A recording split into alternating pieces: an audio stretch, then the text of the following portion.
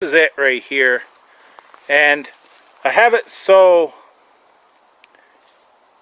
if it rained, it's totally covered.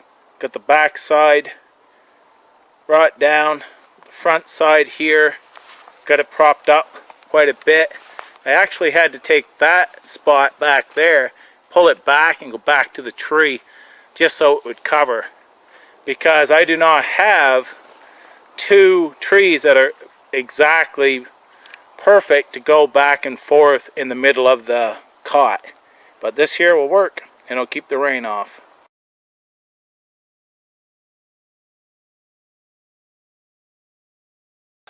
Now, what I would do is either gather dry leaves or break branches and boughs off to give me a seat to keep me up off the ground. This here is going to do that, and it's just going to make this a little easier and quicker. So what I'm going to need is a good seat.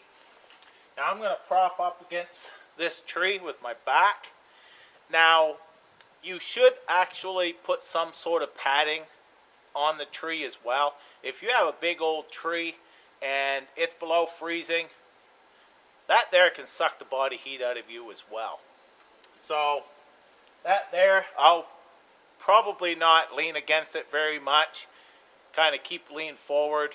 But if you was out here for a long time, you'd have to have some place to rest your back. Now this here also is not for sleeping. This is to hunker down and get some warmth back into your body. Now I have heard tell of many soldiers doing this, putting a lit candle between their legs and wrapping their poncho around them and capturing that heat. Now I decided to go with the UCO candle lamp, because then I have an open flame but it's in a container. I'm still getting the heat, but I don't have an exposed open flame. I can put my backpack against this area and lean against that. That will add some insulation value. So that's a very good choice. And now I can sit here and lean right back and I'm fine. I'm going to open this up.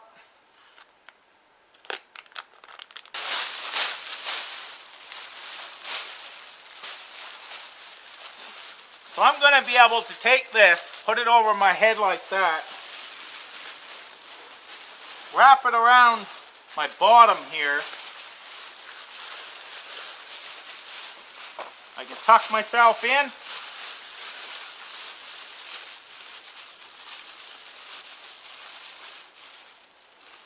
And all I need is enough airspace here to breathe. So I can go right like this here. I still can breathe.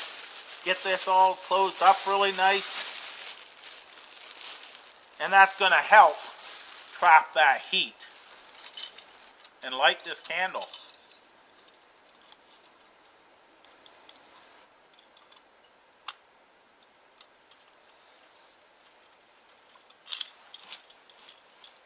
Put it in a nice spot that it cannot tip over.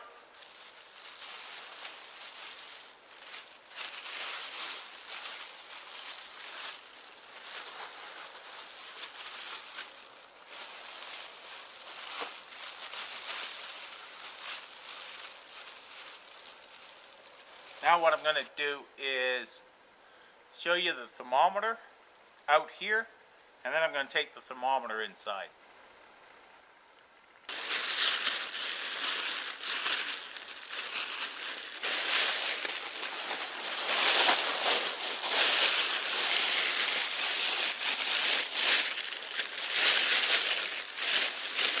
I've also got that thermometer right on the ground, so of course it's warmer up where I'm at.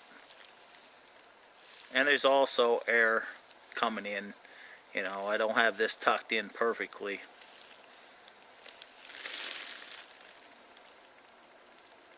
The good thing about this type of shelter here, it's radiating your body heat back as well, and it's blocking wind. which is very important. You can keep the wind off you.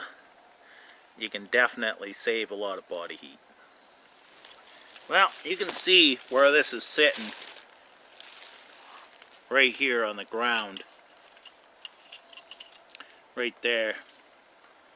And it's showing +2.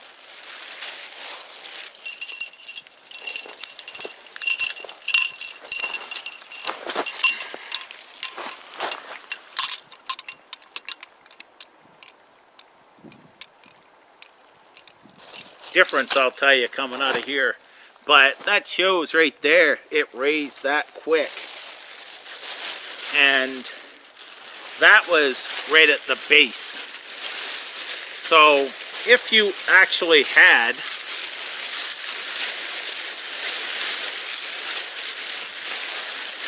up around your face and so on, it's going to be totally different than what it is at the ground level. And I also had some air blowing in and so on with that. It's something to try. It's added heat, so as long as you're careful, it can certainly help. And I can definitely feel the difference. So if this is something you may use, or you think that it may help, give it a go. Like I said, many soldiers I have heard has done this, and I know a fella that is a soldier, and he's told me he's done it many times. They've hunkered up against a tree like this, put a candle between their legs, and just wrap themselves, drape their poncho down around, and it's helped a lot to take that chill off.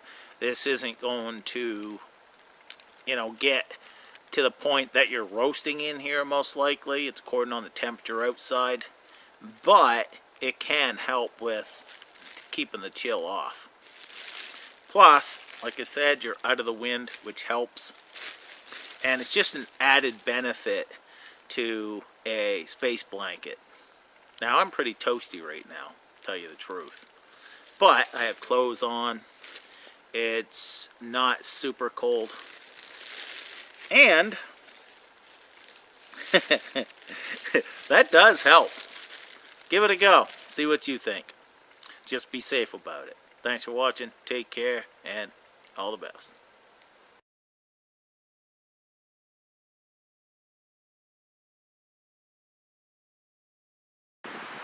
Last night was very harsh conditions, and I do not recommend people trying this. Do not risk your life doing something like this. Myself, I have many years of experience doing this type of stuff, and I did it as safe as possible. So I've got this set up now, and what I decided was I just put the air mattress underneath and the bivvy and sleeping bag on top. Now I've got my bag sitting just at the foot and inside. Rain's way out here, about a foot or so overhang. I'm a good 18 inches, 2 feet back, so I should be fine in this setup. Now, I could start a fire out here if I needed to, but it's going to be heavy rains. It's kind of difficult to keep it going unless I put that other tarp out. But with this bag here, it weighs very little, very compact. I'm not fire dependent. You can hear that it has started raining. It started raining about half an hour ago, around 10:30. And I'm just laying in here right now. I'm dry. And I wanted to just come out here and use my kit. Show how I would use my kit. I wanted to make a kit that I could turn a deadly situation into an overnight campout in most situations. Now, with this here, it's raining, it's windy, and it's just above freezing. These can be deadly situations. This can be deadly conditions. So, with this gear, it can increase your chances a lot. You can see that no water is getting inside. But if you lift it up,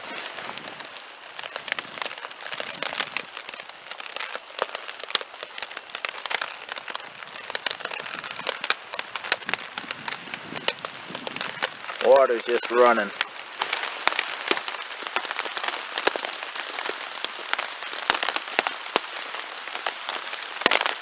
Thunder and lightning was not in the forecast.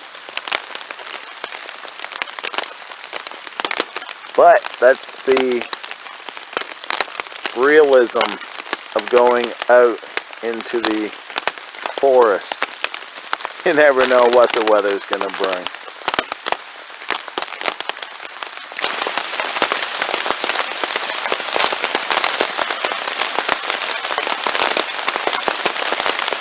I am glad that I've got this gear, believe me.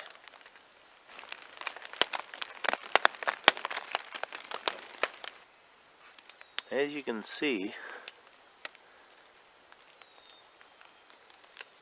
my sleep system is not wet,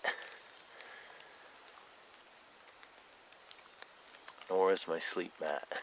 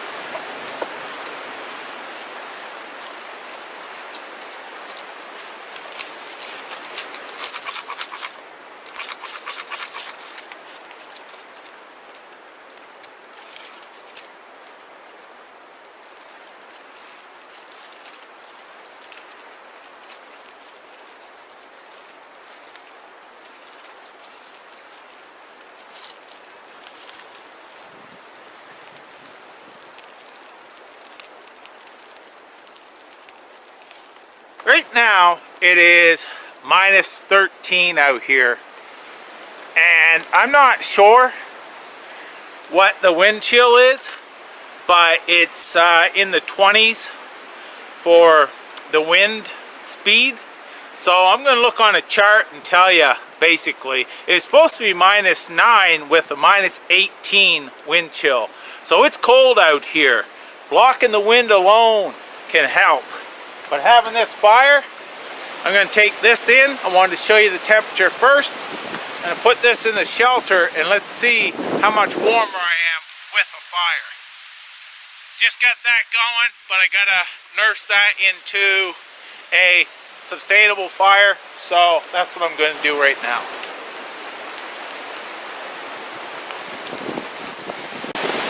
You can see the wind is going all directions, but that's the way it is out here.